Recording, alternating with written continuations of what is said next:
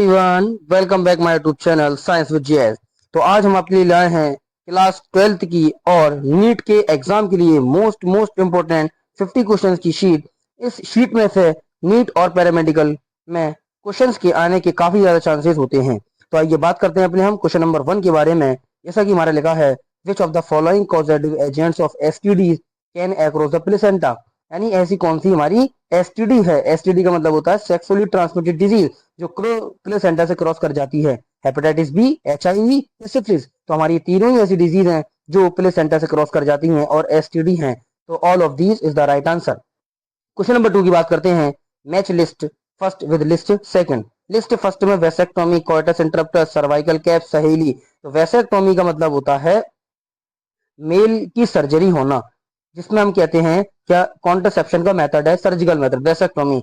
इसमें क्या आपका सर्जिकल मेथड। तो हमारा ए का हो गया थर्ड, और ए का थर्ड हमें दिखता है अपने आंसर नंबर सी में। उसके बाद बात करते हैं अपने हम सहेली के बारे में। तो सहेली हमारी क्या है, एक ओरल मेथड है, एक टैबलेट्स की फॉर्म में आती है। तो हमारा डी का हो जाता है फर्स्ट। तो option number third is the right answer. Question number अगर थर्ड की बात करते हैं, which of the following virus has double stranded DNA as the genetic material and is transmitted mainly with sexual contact। यानी ऐसा कौन सा वायरस है जिसमें डबल स्ट्रैंडेड डीएनए पाया जाता है और जो सेक्सुअल कांटेक्ट से ट्रांसमिटेड हो जाता है। तो वो होता है हमारा hepatitis B is the right answer. Question number 4, which of the following sexually transmitted disease do not specifically affect reproductive organ. ऐसी कौन सी डिजीज है जो रिप्रोडक्टिव ऑर्गन्स को अफेक्ट नहीं करती। तो एड्स और हेपेटाइटिस बी। एड्स के अंदर इम्यून सिस्टम बेकार होता है और हेपेटाइटिस बी के अंदर लीवर खराब हो जाता है। क्वेश्चन नंबर 6 की बात करते हैं।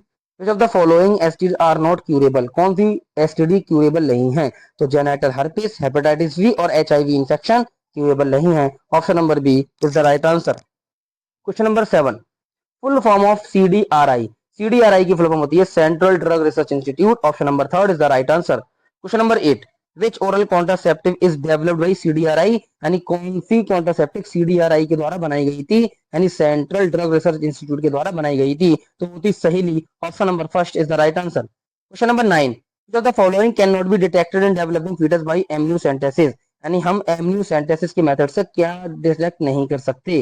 तो हम जॉन्डिस को डिटेक्ट नहीं कर सकते। Option number third is the right answer. Question number 10, the loss of forest, urbanisation and increasing pollution due to. यानी हमारी लॉस ऑफ फॉरेस्ट, जंगलों को काटा जाता है, अर्बनाइजेशन शहरीकरण करा जाता है, और जो इंक्रीजिंग पॉल्यूशन जिससे पॉल्यूशन बढ़ता है उसका रीजन है पॉपुलेशन एक्सप्लोजन। पॉपुलेशन एक्सप्लोजन की जगह ऐसा सब कुछ होता है। Question number 11, reproductive health is the well being of. Reproductive health का क्या मतलब होता है, physical aspect, emotional and behavioural aspect और सोशल एस्पेक्ट। ये सभी एस्पेक्ट हमारे रिप्रोडक्टिव हेल्थ को इंडिकेट करते हैं। तो option number D is the right answer. Question number 12, MTB is much risk in the phase of pregnancy. MTB कब risky होती है, तो सेकंड ट्राइमेस्टर में एमटीपी यानी medical termination of pregnancy risky होता है। Question number 13, population explosion occurs due to. Population explosion किसी वजह से होता है, यानी पॉपुलेशन क्यों बढ़ती है। Decline maternal mortality rate, decline rate of infant mortality rate, better medical service. तो option number D is the right answer. Maternal mortality rate घट जाए, इन्फेंट मोर्टिलिटी रेट घट जाए और मेडिकल सर्विसेज अच्छी हो जाए, तो जिसकी वजह से पॉपुलेशन एक्सप्लोजन होता है। क्वेश्चन नंबर 14 की बात करते हैं। Later complication of STDs are. यानी एसटीडी होने के बाद कौन कौन से कॉम्प्लिकेशन आ सकते हैं। तो पेल्विक इन्फ्लेमेशन हो सकता है, एबॉर्शन भी हो सकता है, स्टिल बर्थ भी हो सकती है, एक्टोपिक प्रेगनेंसी भी हो सकती है, इनफर्टिलिटी भी हो सकती है, कैंसर कैंसर भी हो सकता है। तो option number D is the right answer. Question number 15, use of which of the following contraceptive device has increased in recent year due to its additional benefits of protecting their use from contracepting STD and AIDS। ऐसी कौन सा contraceptive device है जो ads और STD को बचाती है। तो वो है हमारा कॉन्डोम्स, जिनकी वजह से सेक्सुअली ट्रांसमिटेड डिजीज ट्रांसफर नहीं हो पाती। Question number 16, which of the following is world first non hormonal oral contraceptive pill for females developed by scientists and central research institute in Lucknow India. तो वो थी सहेली, जो सीडीआरआई के थ्रू बनाई गई थी। Question number 17, sexually transmitted disease can not gate transmitted easily during use of. Sexually transmitted disease कैसे ट्रांसमिट नहीं हो पाती। डायफ्राम का यूज करने से, सर्वाइकल कैप का यूज करने से, क्या बर्थ कंट्रोल पिल्स खाने से? तो ये तीनों ही आंसर हमारे ठीक है, तो option number D is the right answer. Question number 18, which of the following sexually transmitted disease is caused by protozoan? ऐसी कौन सी डिजीज है जो प्रोटोजोआ से कॉज्ड होती है, सेक्सुअली ट्रांसमिटेड है? तो वो हमारी trichomoniasis, option number B is the right answer. Question number 19, which of the following STD can not be treated with antibiotics? कौन सी डिजीज एंटीबायोटिक्स से कभी भी क्योर नहीं हो सकती? तो वो है हमारा जेनाइटल हर्पिस, ये एंटीबायोटिक्स से ट्रीट नहीं हो पाती। Question number 20, induced abortion is, induced abortion का क्या मतलब है? उसका मतलब होता है MTP, medical termination of pregnancy. Question number 21, family planning programme was initiated in, family planning programme कब स्टार्ट हुआ था? 1951 के अंदर फैमिली प्लानिंग प्रोग्राम इनिशिएट हुआ था, option number B is the right answer. Question number 22, it is also known as amniotic fluid test, उसको हम क्या कहते हैं? एमनियोसेंटेसिस को हम एमनियोटिक फ्लूइड टेस्ट भी कहते हैं, option number third is the right answer. Question number 23, which of the following sexually transmitted disease is not completely curable? कौन सी डिजीज कंप्लीटली क्यूरेबल नहीं है? वो हमारी genital herpes, option number C is the right answer. Question number 24, which of the following is a correct statement? कौन सा statement correct है? IOD once inserted need not be replaced, क्या IOD एक बार इंसर्ट होती हैं, क्या रिप्लेस नहीं हो सकती? गलत हो सकती है, ऐसा हो सकता है। IOD are generally insert by the user herself, क्या यूजर अपने आप इंसर्ट कर सकता है? नहीं कर सकता। IUD increase phagocytosis of sperm in the uterus, IUD जो होती है फैगोसाइटिक नेचर इंक्रीज कर देती है स्पर्म के लिए, जिससे स्पर्म की डेथ होने लगती है, option number C is the right answer. Question number 25, in which of the following technique the embryo are transferred to assist those females who can not conceive? ऐसी कौन सी टेक्निक है जिसमें एम्ब्रियो का ट्रांसफर किया जाता है? तो वो हमारी ZIFT एंड IUT। ZIFT को हम कहते हैं जाइगोट इंट्राफैलोपियन ट्रांसफर, और IUT को हम कहते हैं intrafallopian transfer. Question number 26, amniocentesis is process to, amniocentesis क्या प्रोसेस है? तो एमनियोसेंटेसिस से हम डिटरमाइन करते हैं any hereditary disease in the embryo, option number second is the right answer. Question number 27, in amniocentesis the fluid is taken from, fluid कहां से लिया जाता है? तो फ्लूइड लिया जाता है फ्लूइड सराउंडिंग फीटस, जो फीटस के सराउंडिंग फीटस होता है उससे फ्लूइड को निकाला जाता है किसी भी सिरिंज के थ्रू, और फिर उसकी टेस्टिंग की जाती है, उसी टेक्निक को हम एमनियोसेंटेसिस कहते हैं।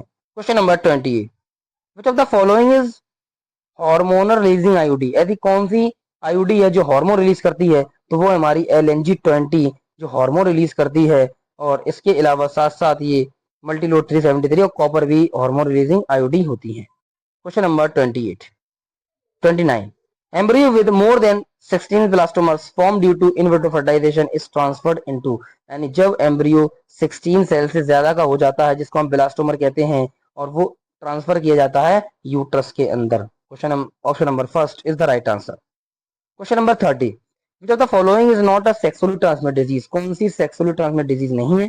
ट्राइकोमोनियासिस ये एसटीडी है, सिफिलिस ये भी एसटीडी है, एड्स ये भी एसटीडी है, तो अगली हमारी option number B is the right answer, encephalitis ये एक एसटीडी नहीं है। Question number 31, assisted reproductive technology IVF involve transfer of, इसमें क्या होता है? इसमें जाइगोट का ट्रांसफर होता है फैलोपियन ट्यूब के अंदर, option number B is the right answer. Question number 32, artificial insemination mean, artificial insemination का क्या मतलब होता है?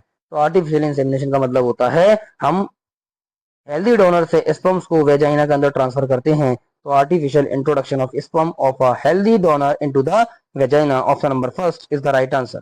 Question number 33, what is the figure given below showing particular, ये कौन सा फिगर दिया गया है? तो ये पहली चीज हमें स्ट्रक्चर से पता लगता है कि ये फीमेल रिप्रोडक्टिव सिस्टम है, और ये फैलोपियन ट्यूब को कट किया जा रहा है, तो इसको हम कहते हैं ट्यूबेक्टोमी, क्योंकि फैलोपियन ट्यूब कट रही है तो वहां से आता है ट्यूबेक्टोमी, ये एक सर्जिकल मेथड है कॉन्ट्रासेप्टर का। Question number 34, the test tube baby programme employs which one of the following technique, कौन सी टेक्निक रखता है? तो टेक्निक रखता है जाइगोट इंट्राफैलोपियन ट्रांसफर यानी ZIFT।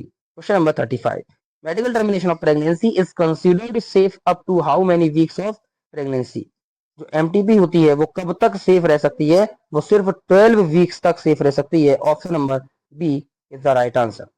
12 वीक्स का मतलब होता है first trimester. Question number 36, the technique called gamete interfallopian transfer GIFT is recommended for those females, किन्हें ये टेक्निक करने की रिकमेंड किया जाता है?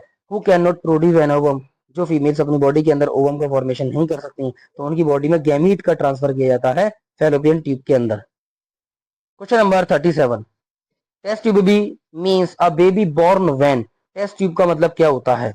The ovum is fertilised externally and thereafter implanted in the uterus. यानी ओवम का fertilisation जो होता है वो एक्सटर्नली होता है, यानी बॉडी के बाहर होता है, टेस्ट ट्यूब के अंदर होता है, फिर उसको इम्प्लांट कर दिया जाता है यूट्रस के अंदर। तो option number D is the right answer. Question number 38, in reproduction of a test tube baby, test tube में क्या रिप्रोडक्शन होता है? Fertilisation is done outside the body. Fertilisation body के बाहर कराया जाता है। Option number first is the right answer. MTP means, MTP का क्या मतलब होता है? तो एमटीपी का मतलब होता है मेडिकल टर्मिनेशन ऑफ प्रेगनेंसी, यानी एबॉर्शन भी हम इसको कहते हैं। Option number C is the right answer. Question number 40, fetal sex can be determined by examining cells from the amniotic fluid by looking for fetus की सेल्स को हम कैसे डिटरमाइन करते हैं? एमनियोटिक फ्लूइड से। तो हम उसके अंदर बार बॉडीज को चेक करते हैं। Option number first is the right answer. तो प्यारे बच्चों, ये थे हमारे रिप्रोडक्टिव हेल्थ के मोस्ट इंपोर्टेंट 40 क्वेश्चंस जो हमारे पैरामेडिकल एग्जाम के लिए और नीट के एग्जाम के लिए मोस्ट इंपोर्टेंट रहने वाले हैं। अगर आप इस चैनल पर इन सभी चैप्टर की शीट को लगा लेते हो तो आप अपने एग्जाम के अंदर बहुत ज्यादा इंप्रूव करने वाले हो। और ऐसी वीडियो को देखने के लिए हमारे चैनल को सब्सक्राइब करें, वीडियो को लाइक करें और कमेंट करें। ऐसी वीडियो आपको इस चैनल पर मिलती रहेंगी और इस तरह की क्वेश्चंस की शीट इस चैनल पर आपको करवाई जाएंगी। तो वीडियो अच्छी लगी, वीडियो को लाइक कीजिए, चैनल को सब्सक्राइब कीजिए। Thank you very much.